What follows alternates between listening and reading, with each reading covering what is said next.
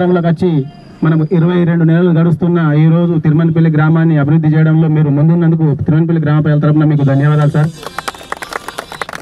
అడగగానే మాకు ఇస్తున్నారు, కానీ ఏదైనా చేయండి కూడా కిషన్ ప్రతి పలానా ఒకటి నీకు ఇచ్చేది ఉన్నది దేవుడు నాకు చేపిస్తలే అని మీరే గుర్తు చేస్తున్నారు సార్. ఈ గుడి ముంగట ఉన్న కాలువని కూడా మీరే 2 సార్లు గుర్తు చేయడం జరిగింది. దయచేసి ఈ మేము అడిగిన ఇస్తున్నావు తిరిగి ఇవ్వాల్సిందిగా ఈ గౌడ సంఘం వాళ్ళని కూడా ఆనందపరుస్తారని ఈ వేదిక ద్వారా మీకు ధన్యవాదాలు తెలియజేసుకుంటున్నాం సార్. మన ఇందలోయ మండలం తిరువన్పల్లి గ్రామంలో 50 సంవత్సరాల పూర్వం నిర్మించినటువంటి రేణుకా ఎల్లమ్మ టెంపుల్ దేవస్థానం అది శిథిలావస్థలో ఉందని, మరి భక్తులకు ఇబ్బంది అవుతుందని చెప్పి గౌడ సంఘం పెద్ద మనుషులు నర్సగౌడ్ గారు, వాళ్ళ బృందం మురళి వీళ్ళందరూ ఇక్కడ ఉన్నటువంటి మహిళా మా అక్క చెల్లెళ్ళ అమ్మలు అందరూ కూడా 10 రూపాయలు జమ చేసుకొని మరి ఇలా కొత్తగా నిర్మించుకుందామని ఇక్కడ రేణుకా ఎల్లమ్మ టెంపుల్ను పాత గుడిని తీసేయడం జరిగింది. సో ఈ సందర్భంగా ఇలా మంచి రోజులు ఇవన్నీ దుర్గామాత పూజించే రోజులు. మరి ఇప్పుడు ఇంకా బొడ్డెమ్మ పండుగ అయితే ఎల్లుండే ఉంది, మళ్ళీ దసరా 4 రోజులకే ఉంది. ఇవన్నీ కూడా నవరాత్రుల రోజులు కాబట్టి ఏ పని చేసినా కానీ శుభం జరుగుతుంది అన్నది మనకు శాస్త్రం చెప్తున్నటువంటిది. మరి ఈ రోజుల్లో, ఈ మంచి రోజుల్లో, ఈ శుభదినంలో మరి మన రేణుకా ఎల్లమ్మకు గుడిని కట్టాలని నిర్ణయించుకోవడం, దానికి సంబంధించిన ప్రక్రియ స్టార్ట్ చేసుకోవడం, మరి నన్ను ఆహ్వానించి మరి అమ్మవారి దర్శనం చేయించి మరి వాళ్ళ ఆశీర్వాదం ఇచ్చడం, మీ అందరినీ కూడా కలుసుకునేందుకు భాగ్యం కలిగించినందుకు మీకు అందరు కూడా శుభాభివందనాలు. దాంతోపాటు తల్లి దయతోని ఈ టెంపుల్ సక్సెస్ఫుల్గా కంప్లీట్ అయిపోయి మంచి నిర్మాణం జరిగి తప్పకుండా మళ్ళీ నేను ఇక్కడ విగ్రహ ప్రతిష్టాపన లాంటి టెంపుల్ ప్రారంభోత్సవం ఉంటుంది కదా, అప్పుడు నేను వస్తా. ఈ టెంపుల్ అభివృద్ధికి నేనే కాదు, మన కాంగ్రెస్ పార్టీ తరఫునే కాదు, నేను ఒక ఎమ్మెల్యేనే కాదు, రాష్ట్ర ప్రభుత్వం తరఫున కూడా ఏ సహకారం ఉందో మేము పూర్తిగా అందిస్తాం.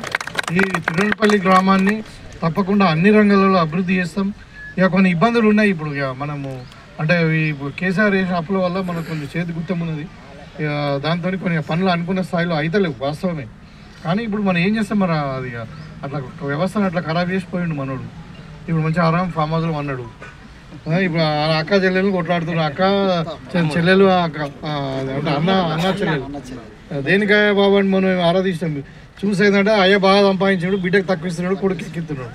ఆ పంచాయతీ నాకు కూడా సమానం కావాలా, అంతేగాని ప్రజల కొరకు కాదు. అది అలా పంచాయతీ వేరు ఉన్నది అది.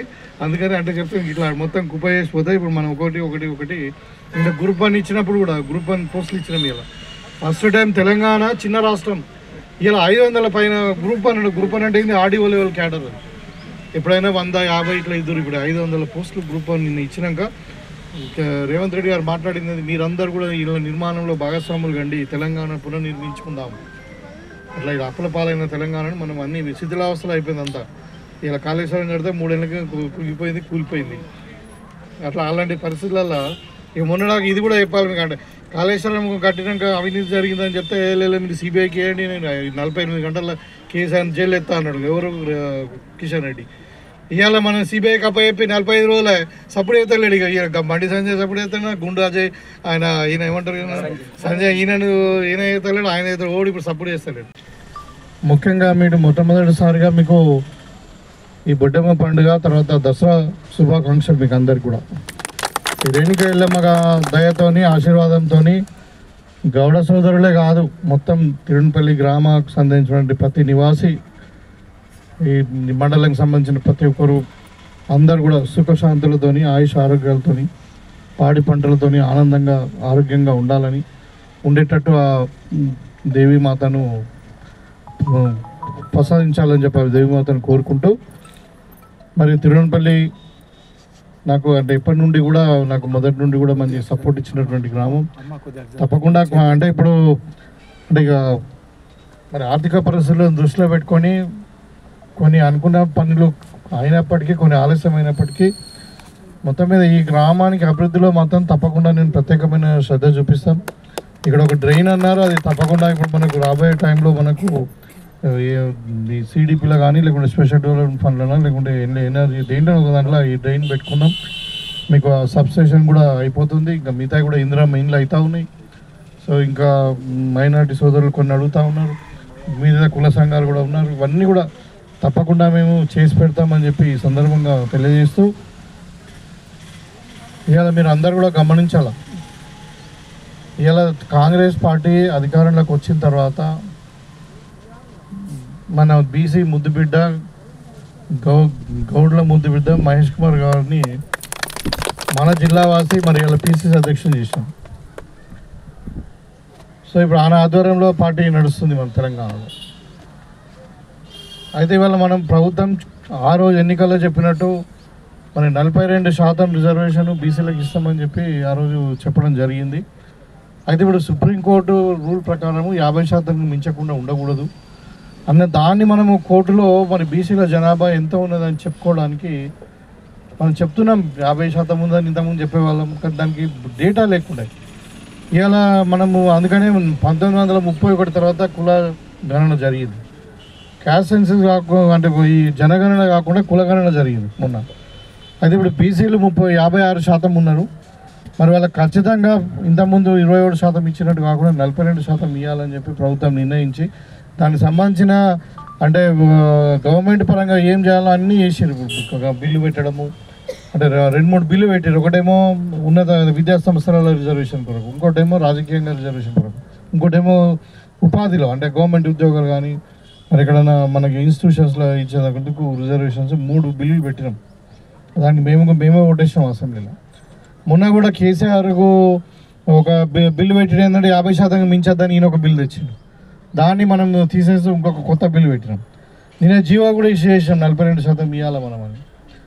దానికి ఇవాళ మనం పెట్టిన బిల్లులు యాక్సెప్ట్ చేయకుండా గవర్నర్ గారు ఏం చేశారు, బీజేపీ ఉన్నాడు గవర్నర్, మరి ఆయన తీసుకుపోయి అక్కడ అంటే సెంట్రల్ గవర్నమెంట్కి పంపించిండు. కేంద్ర ప్రభుత్వం దగ్గర హోమ్ మినిస్టర్ దగ్గర లీగల్ ఒపీనియన్ కూడా ఆగింది. కొన్ని బిల్లు మొదలు పెట్టిన బిల్స్ ఏమో ఇప్పుడు ఏది రాష్ట్రపతి దగ్గర ఆగినాయి. 3 నెలలు 4 నెలలు అయింది. వాళ్ళేమో ఇక్కడేమో బీజేపీ వాళ్ళు అసెంబ్లీలో సపోర్ట్ చేసారు మన బిల్లులకు, బీసీలకు రిజర్వేషన్ పెట్టాల్సిందే 42% మేము కూడా ఒప్పుకుంటామని చెప్పారు. అక్కడ తీరా పోతే ఎక్కడైతే బిల్లు పెట్టాలో పార్లమెంట్లో అడ్డం చూపిస్తున్నారు. ఈ టీఆర్ఎస్ వాళ్ళు ఇక్కడ సపోర్ట్ చేసారు, ఆడపోయి పార్లమెంట్లో వాళ్ళకి కూడా మీరు అనొచ్చు పార్లమెంట్లో వాళ్ళకి మెంబర్స్ లేరు కదా, గుడిసున్నా ఉంది కదా అని. మరి ఇలా పార్లమెంట్లో అంటే రాజ్యసభలో వాళ్ళకి 4 ఉన్నారు.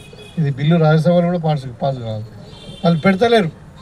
అంటే ఏమర్థం అన్నట్టు, బీసీల రిజర్వేషన్ వ్యతిరేకం అన్నట్టే కదా. అయినా కానీ మనం దాన్ని కాదని మనము ఇంకొక బిల్లు తెచ్చి ఇలా జీవో తెచ్చి అవసరం ఉంటే సుప్రీంకోర్టు ద్వారా మేము తెచ్చుకుంటామని మాట్లాడితే ఇలా కోర్టు కూడా మళ్ళీ నిన్న మొన్న రాత్రి జీవో వచ్చింది, నిన్న మధ్యాహ్నమే కోర్టుకు రిజర్వేషన్ ఇచ్చేలేదని. అంటే ఇట్లా అడుగున మనము ఒక సామాజిక న్యాయం చేయాలా. మరి సామాజిక న్యాయంతోనే, సామాజిక న్యాయం అంటే ఒక రాజకీయ రంగమే కాదు, ఆర్థికంగా, విద్యాపరంగా, ఉపాధి పరంగా అందరికీ. ఇప్పుడు మనకు బాబాసాహెబ్ అంబేద్కర్ ఏం చెప్పిండు, సమాన అవకాశాలు, సమానమైన హక్కులు, ఇవి 2 మెయిన్ ప్రధాన సిద్ధాంతాలు మనకు ఒకటైపోయాయి. కాబట్టి ఇది గ్రహించమని చెప్తున్నాను. అంటే కాంగ్రెస్ యొక్క చిత్తశుద్ధి ఇలా ఏం చేయాలనో అది చేసినాం. అంటే మొత్తం మీకే తెలుసు, మీ ఇంటికి వచ్చారు 75 క్వశ్చన్ పేపర్ 10 పేజీలతో ఒక 10 నిమిషాలు అడిగి మొత్తం రాసుకున్నారా, అంత డేటా అంతా తీసుకొచ్చి. అది కాకుండా మళ్ళీ ఒక స్పెషల్గా ఒక డెడికేటెడ్ కమిషన్ వేయమన్నారు. ఒక రిటైర్డ్ ఐఏఎస్ ఆఫీసర్ కమిషన్ వేసినాం, ఒక బీసీ కమిషన్ వేసినాం నిరంజన్. ఇవన్నీ కూడా రిపోర్ట్ తీసుకొని పోయి ఇలా మనము సుప్రీంకోర్టులో పెడతా ఉన్నాం. అయినా కానీ కోర్టుకు ఇంకా అడ్డం పడే ప్రయత్నం వీళ్ళు చేస్తూ ఉన్నారు. కాబట్టి అంటే వీళ్ళ కుట్రలను గమనించండి. వీళ్ళు వాళ్ళే వచ్చి మాట్లాడతారు, ఎందుకు ఇయర్ బై మేము ఇయ్యం కదానమా, మరి ఎందుకు సపోర్ట్ చేస్తారు, మరి బయట ఒకటి లోపల అన్నట్టు చెప్పుడు ఒకటి.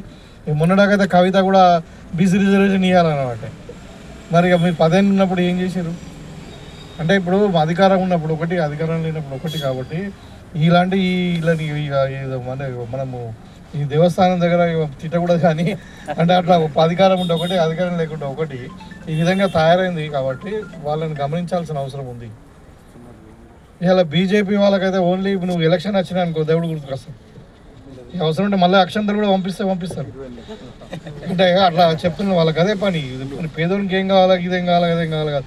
ఇవాళ బీసీ ఎంపీలు ఉన్నారు. ఎవరు, అరవింద్ ఉన్నాడు, బండి సంజయ్ ఉన్నాడు, ఈటల రాజేందర్ ఉన్నాడు. ఏం చేస్తున్నారా మరి? వీళ్ళకి రాష్ట్ర ప్రభుత్వం 42% రిజర్వేషన్ ఇస్తామని బిల్లులు పెట్టి కేంద్రానికి పంపిస్తే మీరు ఏం చేస్తున్నారు? దేని కొరకు మరి మీరు ఉన్నది? ఇలా తెలంగాణ ప్రజలు ఓట్లేసి అక్కడ పోయి మోడీకి భజన చేద్దాంక, తెలంగాణ ప్రజల వారు కొట్లాడుతుందిక. బిల్లు పైసలు రాకుండా వేసినాడు. మనం రూపాయి కడితే 42 పైసలు మనకి ఇస్తున్నాడు, 58 పైసలు ఉత్తరప్రదేశ్ తీసుకుపోతున్నాం. అలా జాగిరి ఉన్నట్టు మనం ఏమైనా జేబులోకి వెళ్ళి అడుగుతున్నాం, పైసలు మనకు కట్టిన పైసలు మనకి ఇవ్వమని అంటున్నాం, మన ట్యాక్స్ మనకు. అంటే అట్లా అన్యాయం చేసి తెలంగాణకు పైసలు రాకుండా అభివృద్ధి రాకుండా ప్రాజెక్టులను అడుగుకుంటున్నారు, మళ్ళీ రిజర్వేషన్ అడుగుకుంటున్నారు. దేని కొరకే ఇలా దొంగలను గెలిపించి మనం పార్లమెంట్కి పంపించేది? మనకు అంటే తిన్నింటి వాసాలు లెక్క పెడుతుందక. ఇలా తెలంగాణ ప్రజలు ఓట్లేసి గెలిపిస్తే వీళ్ళు పోయి మోడీ పాట పాడుతున్నారు, గుజరాత్ పాట. కాబట్టి ఇది గమనించండి. అంతే నేను చెప్పేది ఏంటంటే, ఇలా రాబోయే ఇంకా ఇప్పుడు రేపు కాకుండా ఇంకా 15 రోజులకు 20 రోజులకు నెల రోజులకు ఒక నోటిఫికేషన్ వస్తాయి, ఎలక్షన్లు అవుతాయి, మళ్ళీ వస్తారు వాళ్ళు. మళ్ళీ ఇక అదే రాముని పేరు చెప్తారు. ఇక వీళ్ళతోనే రాముడు పుట్టినట్టు, వీళ్ళతో వీళ్ళు పోతే ఇక రాముడు పోతాడు అన్నట్టు. మోడీ చచ్చిపోతే ఇక రాముడు పోతాడా? అంటే ఎన్ని రోజులు బతాడు మోడీ? 75 ఏళ్ళు ఉన్నాయి, ఇంకా లావండికి 20 ఏళ్ళు బతాడు దేవుని దయతో ఉంటే 100 ఏళ్ళు. అంటే అట్లా అంటే ఇంతకుముందు హిందూ సమాజమే లేదు, వీళ్ళతోనే మొదలైంది అన్నట్టు. అంటే మన అంతా రామభక్తులం కాదు, ఇలా మనం రేణుకాయలమ్మ తల్లికి మనం మొక్తలేం, మన హిందువులం కాదు. అంటే అట్లా ఓట్ల కొరకు డ్రామాలు చేసే డ్రామాలను మీరు కొంచెం దూరం పెట్టండి. మన పేదల గురించి, మన పిల్లలు ఎట్లా చదువుకోవాలా, వాళ్ళకి ఎట్లా ఉద్యోగం రావాలా, మన వ్యవసాయం ఎట్లా బాగుపడాలో, మన బతుకు ఎట్లా బాగుపడాలని ఆలోచించి పార్టీ వైపు మీరు సీరియస్గా ఆలోచించాలి. నేను కాంగ్రెస్గా సపోర్ట్ చేయమని నేను అంత చెప్పక తప్పదు, కానీ మీరు ఆలోచించే శక్తి మీకు ఉంది. ఏది నిజమైన అంటే పేదల పక్షాన్ని కానీ సామాజిక న్యాయం కొరకు పోరాటం చేస్తున్నది, ఏది ఎస్సీ ఎస్టీల కొరకు కానీ బీసీల కొరకు ప్రయత్నం చేస్తాము, ఏది రైతుల కొరకు పని చేస్తుంది, ఏది మహిళలు అక్కడ ఉన్న మహిళలు కూడా ఇలా చారాణ మిత్తి ఇస్తున్నాం, ఇలా మిత్తి లేకుండా ఇస్తున్నాం, చారాణ మిత్తి కూడా లేకుండా. సో వాళ్ళకి ఇందిరా మిల్లు ఇస్తున్నాం, వాళ్ళకి రేషన్ కార్డులు ఇస్తున్నాం, వాళ్ళకి సన్నబియ్యం ఇస్తున్నాం. ఇలా గరీబులకు ఇంతకుముందు గతంలో ఇప్పుడు 15 రాష్ట్రాలు ఉన్నాయి, బీజేపీ పాలిత రాష్ట్రాలు. 15 రాష్ట్రాలు ఎక్కడైనా ఒక స్కీమ్ అమలు అవుతుందా? ఇది ఉన్నదాకా జిఎస్టీ ఏమో 2017 నుండి బాధితులు ఫుల్ సంపుకొని ఇలా మళ్ళీ ఏదో రివర్స్ కనబడుతుందో భయం అని చెప్పి ఇలా తగ్గించి దానికి కూర్చోవాలండి. ఇవాళ మేము లెక్క తీసినాం, ఒక్కొక్క కుటుంబము 16 లక్షల రూపాయలు కట్టింది ఇప్పటివరకు. నెలకు 15,000 చొప్పున ఎక్కువ దోసుకున్నారు వాళ్ళు. మనం కొనే వస్తువులు పాల మీద ట్యాక్స్, పిల్లలు తాగే పాల మీద, పెద్ద మనుషులు ఛాతీ నొప్పికి హార్ట్ కొరకు కానీ లేకుంటే బీపీ గోళీలు కూడా ట్యాక్సే. ఇట్లా వేసి ఒక్కొక్క కుటుంబానికి నెలకు 15,000